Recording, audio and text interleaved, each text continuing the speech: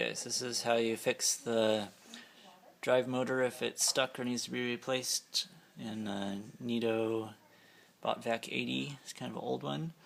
So you take out the dustbin, you take off this bumper. My cameraman is my 4-year-old here. Can you point it down a little bit more so we can see the bumper? Just by pulling on the side here, on both sides, and pull it off. And then there's 6 screws to take out. There's 2 on the sides right here, and then on the bottom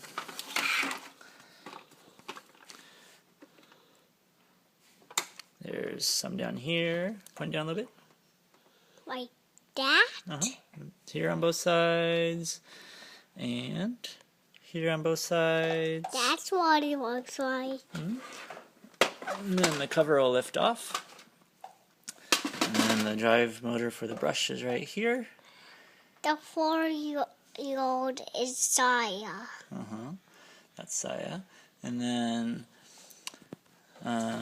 you need to take off the circuit board a little bit for the motor to be able to pull out. There's nothing holding it in except for some little tabs. So on the top, let me see this for a second. There's little tabs right here that you pull out. And hi. I'm just doing that so you can see me in the That's a good idea. And then you don't have to unhook any of these wires. You just can lift it up a little bit. And then this was the tricky part, to take the motor out. Oh, cameraman, I need you to hold this for a minute. Thank you. Take your finger off the camera. There you go. Okay, so this is the part that comes out the top.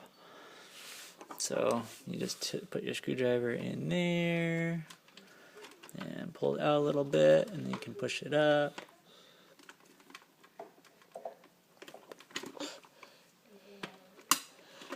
There we go.